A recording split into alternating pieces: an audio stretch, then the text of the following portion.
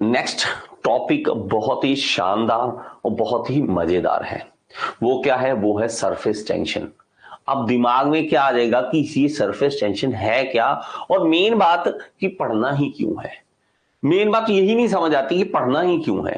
तो हम ये समझेंगे कि पढ़ना ही क्यों है, रीजन समझेंगे कि सरफेस टेंशन होता क्या है। So let's start. तो हमारे पास इस तरह से आ जाएगा सरफेस टेंशन। ये देखिए, सरफेस टेंशन हम किस तरह से शो करेंगे और ये होती क्या है। देखिए बेटा, आपने कभी देखा हो कि पानी की बूंद हमेशा यही शेप क्यों लेती है जब भी गिरती है हमारे दिमाग में? क्योंकि यार दिमाग जो है ना, वो इतना देख देख के आदत पड़ चुकी है, पानी की बूंद ऐसी है तो ऐसी ही रहेगी। हमें क्या पता क्यों होती है, क्यों होती है। हमारे पास अगर कोई देखोगे, इस तरह से देख रहे हैं ना, ये शेप कैसी बन रही है, ये क्यों बन रही है? ये बन रही है सरफेस टेंशन के कारण। बेटा आप सिंपल सी बात समझो, कोई भी लिक्विड जो है वो अपना एरिया कम से कम घेरना चाहता है। लिक्विड की बात कर रहा हूं स्पेशल। देखो, लिक्विड के केस में वो बोल रहा है कि वो कम से कम एरिया घेरना चाहता है। वो क्या करे? देखो, हम इंसान हैं जो नेचर के अगेंस्ट चलते हैं। नेचर कहती है कि लिक्विड को बोल रहा है, ले भाई साहब कम से कम जगह घेरियो। कम से कम जब जगह घेरनी है, वो इकट्ठा होना चाहता है। इकट्ठा होना चाहता है तो वो अपने आप को अंदर की ओर खींचता है। जब अपने आप को कोई चीज अंदर की ओर खींचती है तो वो इस तरह की मोस्टली गोल शेप बना लेती है। बहुत ही सिंपल सी एग्जांपल है कि आप किसी पेज को ले लीजिए। मैं कहता हूं कि इसको, ये पेज ले लीजिए, इसको आप जल्दी से इसको फोल्ड करिए। आपका दिमाग क्या कहेगा? इसको पकड़ के ऐसे गोल गोल कर दोगे। आप क्या करोगे? इसको जितना एरिया कम करना चाहते हैं तो वो कर दोगे। ये लो, एरिया ऐसे कर दिया।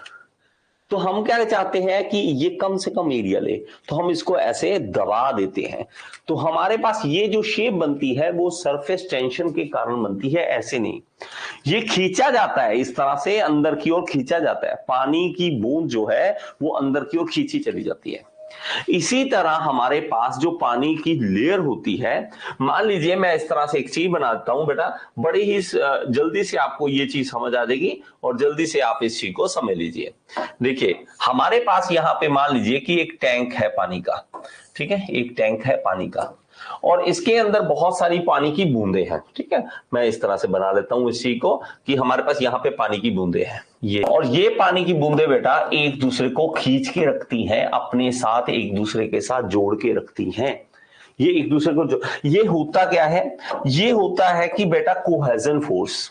जब भी सेम मॉलिक्यूल्स एक दूसरे को खींचते हैं, पानी की बूंद दूसरी पानी की बूंद के साथ चिपकी क्यों हुई है? कोहेजन फोर्स के कारण। अगर कोहेजन फोर्स ना हो तो पानी की बूंद अपने आप अलग अलग होकर बिखर जाएंगी।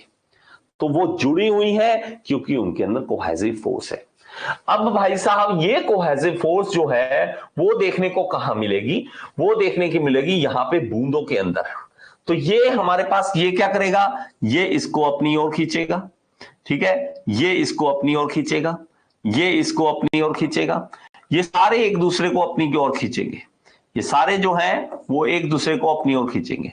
मैं सिर्फ एक मॉलिक्यूल के ऊपर स्टडी करता हूं, इसके ऊपर स्टडी करता हूं, तो ये इधर से भी खींचा जा रहा है, इधर से भी खींचा जा रहा है, इधर से भी खींचा जा रहा है, इधर से भी, इधर से भी, इधर से भी, इधर से भी, सब तरफ से खींचा जा रहा है। इसलिए ये क्या है? ये इक्विलिब्रियम में है, सब तरफ से खींचा जा रहा है, इसलिए ये क्या है? ये इक्विलिब्रियम में है। लेकिन जब बात करते हैं ऊपर वाली लेयर की, ये क्या होता है? इसको इधर से इधर से इधर से खींचा जाता है। ठीक है, और ये जो फोर्स है ये एक खिंचाव पैदा करती है, एक सरफेस के ऊपर टेंशन पैदा कर देती है, टेंशन पैदा कर देती है। ये आप अगर देखना चाहते हो, आपको सर ये मजा नहीं आ रहा इसमें अगर देखें तो मैं क्या करता हूं, इसको 3D डायग्राम में कन्वर्ट करने की कोशिश करता हूं। मैं क्या करता हूं, इसको 3D डायग्राम में कन्वर्ट करने की कोशिश करता हूं ताकि आपको थोड़ा सा और ज्यादा अच्छा समझ आ सके। इसको इधर ले जाइए बेटा, इसी तरह डायग्राम में आप भी बना लेना, इसी तरह आप भी बना लेना। ये हमारे पास इस तरह से आ जाएगा और यहां पे ये इस तरह से, और ये आ गया। ठीक है, इसको हम 3D डायग्राम में बनाने की कोशिश करेंगे। ये आ गया। अब ये जो ऊपर वाले मॉलिक्यूल्स होंगे, कौन से? ये वाले, ये वाले, ये सारे मॉलिक्यूल्स यहां पे आएंगे बेटा। ये ऐसे है ना बेटा, तो हमारे पास ऊपर वाली जो लेयर होगी ये आगे, ये वाली, ये वाली, ये वाली, ठीक है, ये वाली जो होगी ये सब तरफ होगी हमारे पास, ठीक है, सब तरफ होगी। इसको मैं दोबारा बना लेता हूं, नहीं तो ठीक है, दोबारा बना लेता हूं। ये सरफेस जो है ये हमारे पास कुछ इस तरह का होगा। सो इसको यहां पे बना लेते हैं बेटा, यहां पे भी होगा, यहां पे भी, यहां पे भी, ठीक है, और यहां पे भी, यहां पे, यहां पे, यहां पे, यहां पे, यहां पे, ये पूरे सरफेस के ऊपर इसी तरह से लेयर्स होगी, इसकी पानी की लेयर जो होती है। अब ये जो है ये खींची जा रही है इधर, ठीक है। आप बात समझ रहे हो कि ऊपर वाली लेयर है, ये शायद आपको यहां से अच्छा दिख नहीं रहा, मैं बहुत अच्छा डायग्राम बना नहीं पा रहा हूं। ये ऊपर वाला जो पानी का लेयर है ना बेटा, ये एक स्ट्रेच हो रखा है, खींचा जा रहा है। तो ये अपने आप को खींच रहा है इधर उधर, ये दोनों खींच रहे हैं। और ये क्या चाहता है, ये कम से कम एरिया बनाना चाहता है। तो पानी का ऊपर वाला जो लेयर होता है, पानी की ऊपर वाली जो लेयर होती है ये वाली, ये हमारे पास क्या बनाएगी, एक सरफेस टेंशन पैदा कर देगी। जैसे मान लीजिए कि एक चादर है, मान लीजिए एक चादर है, चादर को पकड़िए, ठीक है, आप समझ रहे हो ना, बेडशीट जो होती है, आप पकड़िए और खींचिए ऐसे, वो क्या खींची जाएगी ना, पूरा तनाव आ जाएगा उसके अंदर। तो वही सरफेस टेंशन पानी के ऊपर भी होता है, पानी के ऊपर भी सरफेस टेंशन होती है। अगर नहीं यकीन तो ऐसे कीजिए, एक लीजिए बहुत बड़ा, मान लीजिए एक टब ले लीजिए पानी का, और पानी के अंदर इस तरह से हाथ मारिए, ऐसे जोर से मारिए, आपके उल्टा आपके लगेगा, आपके ही लग जाएगा। आप पानी में जंप करिए ऐसे, हाथ को इस तरह से टब में लेके जाइए, डोंट वरी, आप क्या कर रहे हो, सरफेस टेंशन को तोड़ते हुए अंदर जा रहे हो। आपका हाथ कभी भी, आप जितनी जोर से मर्जी जोर से हाथ डाल दो, आपको चोट नहीं लगेगी। ऐसे मारो, आपके हाथ पे चोट लगेगी, बहुत ज्यादा जोर से चोट लगेगी। तो वो क्या है, वो सरफेस टेंशन के कारण है। बेटा समझ रहे हो, बात समझ रहे हो क्या हो रहा है, सरफेस टेंशन के साथ हो क्या रहा है। यही आप जंप करते हो ना कई बार नदी में, नाले में, तो वहां पे हमें पता नहीं होता, भाई साहब इस तरह से जंप, वो स्विमर तो होते हैं इस तरह से जंप हम मार देते हैं ऐसे, यहाँ यहाँ ना चेस्ट पे रेड निशान पड़ जाता है। देखियो अनपढ़ थोड़ा सा नहीं, जिसको स्विमिंग का पता ना, वो क्या करेगा, ऐसे जंप मारेगा, यहाँ पे छाती पे ना पूरा निशान पड़ जाएगा लाल। तो वो क्या रीजन है, वो सरफेस टेंशन के कारण। और यही सरफेस टेंशन जो है, ये सरफेस टेंशन जो है हमें देखने को मिल सकती है वो पानी की बूंद में, वो भी हमारे पास खींच के अंदर की ओर और एरिया कम करने की कोशिश करती है। अब हमारे पास यहां पे देखोगे तो ये देखो, यहां से ये पानी लीक कर रहा है तो अपनी एक शेप बना के रखता है। क्यों, क्योंकि वो सरफेस टेंशन के कारण, सरफेस टेंशन के कारण यहां पे भी पानी एक लेयर जो है वो बना के रखा हुआ है। क्यों, क्योंकि यहां पे सरफेस टेंशन के कारण। तो ये अपने आप का एरिया जो है वो रिड्यूस करने की कोशिश करते हैं, कम से कम एरिया लेने के। तो ये इंसान नहीं है ना, नेचर है, नेचर ने बोल दिया इसको कम से कम एरिया लेना, ले रहा है। लेकिन हम चाहते हैं ये जगह भी मेरी हो जाए, वो भी हो जाए, जहां बैठूं फैल के बैठूं, ठीक है, जहां बैठूं फैल के बैठूं, कोई मेरे पास ना बैठ जाए, ठीक है। तो यहां कम से कम एरिया चाहिए होता है, ठीक है। तो यहां पे भी देखेंगे पाइप वगैरह में जो निकलता है हमारे पास फ्लूइड, वहां पे भी एरिया कम से कम लेना होता है। तो हम देखेंगे, देखो बेटा आप पानी लीजिए, पानी के ऊपर ऐसी क्लिप आराम से रख दीजिए, डूबेगी नहीं वो। क्यों, क्योंकि ऊपर वाला पानी का जो लेयर है उसके ऊपर सरफेस टेंशन है। सरफेस के ऊपर क्या है, टेंशन। अगर एक मच्छर है ना, मच्छर बेटा आराम से बैठ जाता है ऊपर, पानी के ऊपर बैठ जाता है। क्यों, क्योंकि सरफेस टेंशन है। ये अपने इवन अंडे दे देता है, इसके ऊपर लार्वा दे देता है। क्यों, क्योंकि डूबेगा नहीं भाई साहब, वो पता है सरफेस टेंशन है। लेकिन अगर इसी को डुबाना हो, बैठा ना, ये चुपचाप जाओ, एक थोड़ी सी 2-4 बूंदे पानी में पेट्रोल की मिक्स कर दो, तो होगा क्या, इसकी सरफेस टेंशन को तोड़ देगा, ये मच्छर पानी के अंदर डूब जाएगा। आपने सरफेस टेंशन को कम करना है तो आप हल्की चीज इसके अंदर ऐड कर दिए जिसकी डेंसिटी पानी से कम है। पेट्रोल की डेंसिटी हमारे पास 760 होती है, डेंसिटी हमारे पास पानी की 1000 होती है। पेट्रोल डाल दीजिए, इसके अंदर केरोसिन ऑयल डाल दीजिए, तो आप क्या देखोगे कि यही मच्छर जो है वो खत्म हो जाते हैं। आप देखिए आसपास कहीं भी पानी इकट्ठा हो रखा हो, आपको लगे कि एरिया में खतरा है मच्छर फैलने का, जाके वहां पे पेट्रोल डाल दो। पेट्रोल नहीं डालना, केरोसिन ऑयल डाल दो। पेट्रोल कहोगे सर महंगा है, तो केरोसिन ऑयल डाल दो जाके। तो केरोसिन ऑयल जाके डालोगे, वहीं आपके जो वहां पे मच्छर बन रहे हैं वो बंद हो जाएंगे बनने। क्योंकि वो आप देखोगे सरफेस टेंशन के कारण ऊपर ऊपर मच्छर आपको देखने को मिलेंगे सारे। ये सब रीजन जो होते हैं वो सरफेस टेंशन के कारण। आप देखोगे ये लेयर जो होती है, ये वाली लेयर यहां पे, ये सरफेस टेंशन होता है। और यहाँ पे ग्रेविटी जो है इसको बॉल को नीचे को, मान लीजिए हल्की चीज है, कोई हल्की चीज, ग्रेविटी इसको खींच रही है और ये सरफेस टेंशन इसको बचा के रखा हुआ है, इसको नीचे नहीं जाने दे रहा। इसी तरह मच्छर जो है हल्का है सरफेस टेंशन से, इसलिए वो उसको नीचे नहीं जाने देता। बात समझ आई बेटा? बात समझ आई? इस तरह से हम इसको समझ सकते हैं। ये पत्ता देखिए तैर रहा है, कैसे तैर रहा है? सरफेस टेंशन के ऊपर तैर रहा है, सरफेस टेंशन है। तो आप इस चीज को इस तरह से समझ सकते हैं बेटा, इस तरह से समझ सकते हैं। और मेरा बच्चा ये जो होता है ना, ये मैंने अभी आपको बताया कि ये जो मॉलिक्यूल्स है वो एक इस तरह से राउंड शेप में ऐसे हैं, और ऊपर जो है उसके, मैं इस तरह से बना देता हूं बेटा, ठीक है? अच्छा सा बनाने की कोशिश करूंगा ताकि आपको अच्छा सा समझ आए, ठीक है?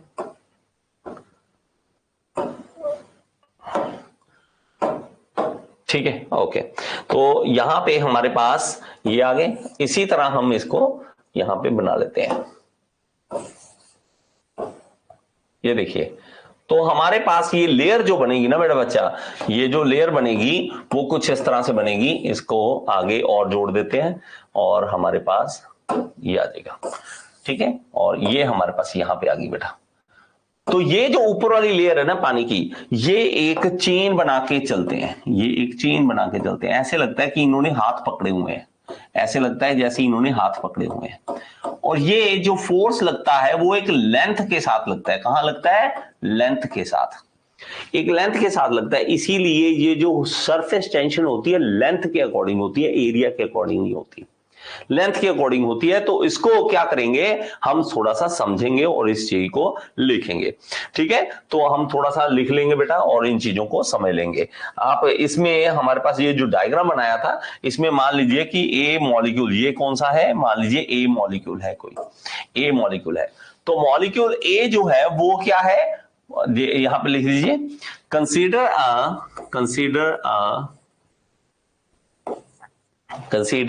a molecule A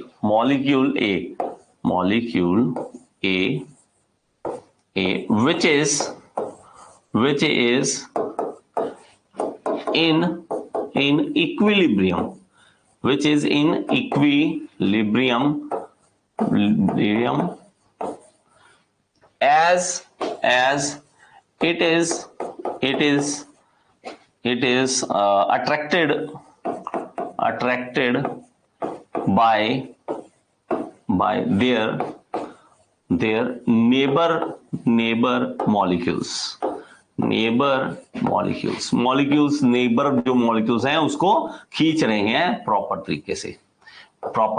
बट क्या है, अपर सरफेस देखिए, but at upper surface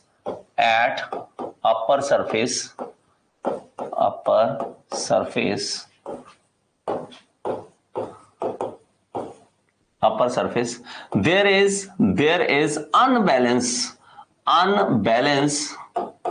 unbalance क्या है? अनबैलेंस कोहेसिव फोर्स है इसके अंदर, कोहेसिव फोर्स। ये इंपॉर्टेंट है बेटा, इसको मतलब समझ लेना। ये किसके कारण होता है? अनबैलेंस कोहेसिव फोर्स के कारण, अनबैलेंस कोहेसिव फोर्स। ऊपर इक्विलिब्रियम नहीं है मेरे बच्चे, ये सब तरफ से खींचा जा रहा था, ये सिर्फ इधर से नीचे से इधर से खींचा जा रहा है बस। इसके कारण ये जो ऊपर अपर लेयर है उसके ऊपर सरफेस टेंशन आ जाती है, cohesive force. there is unbalanced cohesive force. Because of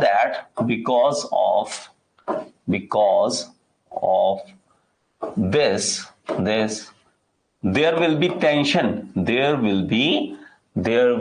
tension, क्या होगी वहां पे? Tension, will be tension on upper surface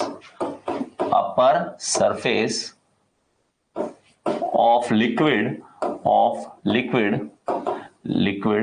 which is called surface tension, which is called as surface tension। बात समझ आ गई बेटे? सरफेस टेंशन, इस तरह से आप सरफेस टेंशन को समझ सकते हैं, ठीक है बच्चे? ठीक है, तो इसको लिख लीजिए सरफेस टेंशन कैसे लिखेंगे? फिर सरफेस टेंशन कैसे लिखेंगे? Surface tension, it is it is defined as force per unit length, force per unit length, force per unit length। तो हमारे पास इसको लिखेंगे बेटा सिग्मा से। ये किससे लिखेंगे? सिग्मा एस, ऐसे लिख देंगे बेटा, ऐसे सिग्मा एस। और ये होगा force per unit length, length के अकॉर्डिंग हमारे पास लगेगा, तो फोर्स पर यूनिट लेंथ हमारे पास आएगा। इसको आप इस तरह से लिख लीजिए बेटा, इस तरह से लिख लीजिए, फोर्स पर यूनिट लेंथ। अगर हम इसकी यूनिट्स की बात करें तो यूनिट्स बेटा हमारे पास देखिए सिग्मा एस, फोर्स किस में होता है? न्यूटन, लेंथ किस में होता है? मीटर। तो newton per metre is the unit of surface tension. But the thing is कि कई बार ऐसे नहीं पूछता। इसको लिख लो पहले। हमारे पास अगर मैं लिखूं न्यूटन पर मीटर, ठीक है, न्यूटन पर मीटर, ये आपके यूनिट्स हैं। आपको सर यही तो यूनिट है, और क्या यूनिट है? और कोई यूनिट है इसके?